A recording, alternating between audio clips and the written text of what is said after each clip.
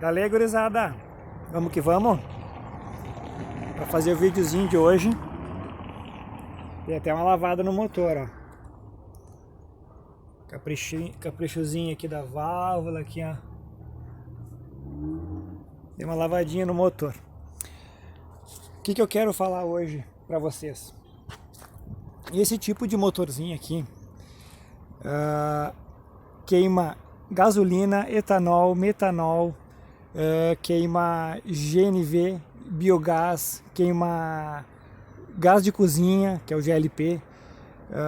Quase tudo que for inflamável esse motor consegue queimar, né? Esse não é exatamente esse, né? Esse tipo de motor que é o nosso motor ciclo Otto, 4 tempos aí, aspirado, mais comum em todos os carros, né, que rodam por aí, né?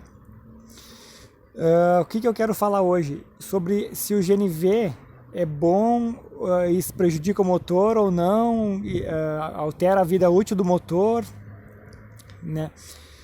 Esse tipo de dúvida que o pessoal tem, porque todo mundo tem um parente que já teve o carro a gás e se incomodou, e tem outros que teve o parente que teve carro a gás, o conhecido, e deu tudo certo. Para começar, eu vou falar sobre o funcionamento do motor, né? O motor, ele tem uma borboleta aqui, ó. Aqui embaixo fica uma borboleta que admite ar e combustível entra depois, tá? Antigamente essa borboleta aqui era o próprio carburador, né? Fica aqui embaixo e não vai dar para ver direito, tá? E aí, todo motor tem a sua mistura perfeita. Todo combustível tem a sua mistura perfeita, tá? E a mistura perfeita, ela depende de cada combustível. Tem um combustível que precisa de, um exemplo, 14 partes de ar para uma de combustível. E outros precisa de 10 partes de ar para uma de combustível. Eu vou terminar o vídeo lá dentro para não ficar com o sol na cara aqui. Só um pouquinho. Fechar o capô.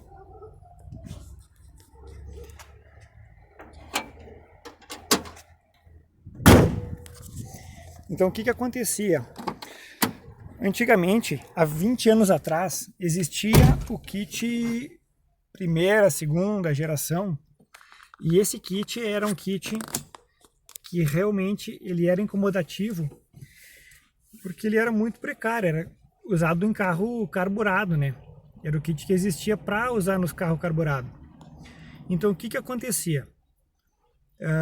Era instalado o kit, ele tinha uma torneirinha lá no lugar dos bicos injetor que vocês viram, os bicos verde, é os bicos injetor do GNV.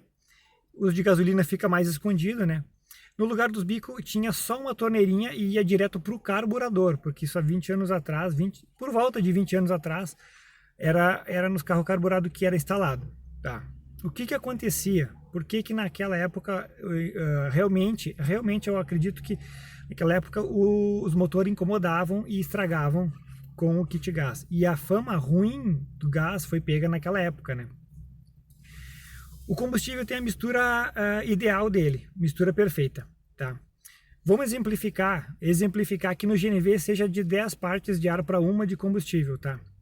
No momento que o cara ia lá e abria a torneirinha para vir mais combustível, mais gás, ele trabalhava com a mistura mais rica, ia tipo 12, 13 partes de 7, 8 partes de ar para uma de combustível. A mistura ficava com mais combustível, mais rica. Enfim, mais rica. A mistura proporcionalmente mais rica não prejudicava o motor, né?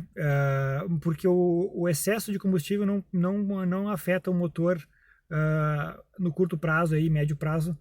E até certo ponto ele melhora um pouquinho. Se é muito excesso, ele também vai falhar, vai engasgar. A mistura perfeita, justamente o nome é porque é perfeita. Ele vai trabalhar redondinho e afinado. Para mais e para menos, ele até certo ponto não dá nada, e até certo ponto daí vai começar a incomodar e a dar sinal, né? A mistura rica não é problemática, por quê? Porque daí o excesso vai para descarga e vai ser desperdiçado, tá? Vai dar cheiro de gás se for com gás, vai dar cheiro de gasolina se for com gasolina. Na descarga, às vezes uma fumacinha preta a mais, né? Mas ele não vai superaquecer o motor, não vai incomodar nada, tá? Até se não tiver uma precisão, é melhor que ele esteja rica. aqueles golzinho, bola, quadrado geralmente, que tem lá Gol 1000 escrito atrás, mas por baixo do para-choque tu enxerga uma caixa preta com umas mangueiras grossona assim, saindo daquela caixa preta, provavelmente ele é turbo, provavelmente ele tem de 2 a 5 vezes o CV que está no documento. Para que é aquela caixa preta? Para empurrar combustível, porque quando o motor é turbo, tiver 1 kg de pressão, ele tem o dobro de ar entrando, e então ele tem que, para proporcionar a mistura perfeita, entrar o dobro de combustível. Na verdade, eles regulam com mais que o dobro, por quê? Porque eles têm que trabalhar em excesso, porque numa puxada eles podem trabalhar com a mistura pobre e derreter pistão e válvula e cabeçote. Então o que acontece? A mistura pobre, sim, essa é a problemática. Então nos kits antigos o pessoal ia fazer o quê? O carro está falhando, vou lá mexer. Acabavam deixando ele com a mistura pobre, tá? Mistura pobre, e ele alinha com uma rotação média e ele vai ficar alinhado, mas ele vai começar a superaquecer devido à mistura pobre, tá?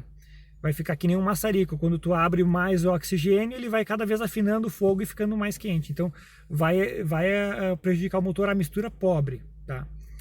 Isso não acontece mais com o kit quinta geração. Por quê? Porque depois o kit quinta geração saiu lá por 2005, 2006 no Siena Tetra Fuel, mas ele era ainda caro na época, muito caro para instalar, né? Nos carros que não vinha de fábrica, e o pessoal continuava instalando os kits mais em conta, né? Com torneirinha lá, com regulagem manual, que funciona, só que tem que estar regulando e ele sai da regulagem mais fácil. No kit quinta geração, ele usa a própria sonda que já existe de original de fábrica, que a sonda fica na descarga, é como se fosse um nariz, para quem não conhece, ela lê a mistura, tá muito combustível, a mistura tá rica, ela manda uma mensagem para a central afina a mistura para ela voltar sempre para a mistura perfeita. Quando tu trocar de combustível, ele vai torcer um pouco e daqui a pouco ele vai se alinhar. Por quê? Porque a sonda está lendo o que está sendo queimado e está sempre se ajustando. Então a mistura está sempre perfeita. Por isso que o carro sempre está econômico, dificilmente sai fora de regulagem. Claro, depois vai de capricho, de troca de cabo e vela, etc, né? Mas isso com qualquer combustível é a mesma coisa, tá? Então, o que acontece? Não prejudica o motor, o GNV, se é o quinta geração, tá? Tem aí depoimento em outros vídeos de colega aí que tem carro com 427 mil quilômetros. 400, colocou ali no outro vídeo, tem um carro com 427 mil quilômetros, colocou o GNV quando estava com 100 e poucos mil. E o carro está saudável, o motor e água e óleo não baixa, tá?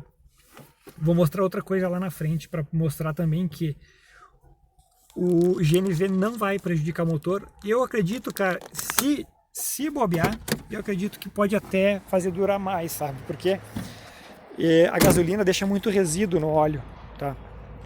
E aí quando tu... Eu não vou mais conseguir abrir o capô. Quando tu puxar a vareta de óleo, o óleo, quando eu rodo 8, 9 mil quilômetros com óleo, eu puxo a vareta de óleo e ela tá branco, o óleo branquinho. Do jeito que entrou o óleo, ele sai. Porque o gás não deixa tanto resíduo que nem a gasolina, né? Então o óleo sai limpo ainda, né? E isso, pegar com o dedo, ele ainda tem liga, né? Mas não quer dizer que ele esteja bom, que dê para usar para sempre o mesmo óleo. Tem que trocar igual. Só estou dizendo que o gás ele é mais limpo, ele não deixa resíduo no motor. Se tu abrir um motor que roda só a gás, ele parece um mel assim por dentro. Não tá aquele pretume de carvão que a gasolina deixa, né? Entendeu? Então, te digo com propriedade de quem já trabalhou em retífica de motor, desde a época, né? Trabalhei naquela época dos carros a gás problemático, que o cilindro de gás era cor-de-rosa ainda, e acompanho hoje, já rodei mais de 400 mil quilômetros com carro a gás, entre os carros a gás que eu tive aqui, né? Não prejudica o motor se for o kit quinta geração, tá? Não prejudica, não vai... O motor pode vir a ficar ruim por outros motivos, que também ficaria ruim usando gasolina ou álcool ou qualquer coisa, né? Mas não por tu estar usando um ao invés do outro. Isso não. O motor não vai prejudicar, não vai perder vida útil, né? E pode durar 400, 500 mil quilômetros, tanto com gasolina quanto com GNV, tá? Se for o kit quinta geração, porque ele se autorregula devido a usar os mesmos sensor e sonda que é original do carro de fábrica, entenderam? Beleza, gurizada? Espero ter ajudado, tirado dúvidas aí de quem não sabe como funciona, né, os carros com GNV. E vamos que vamos, até uma próxima.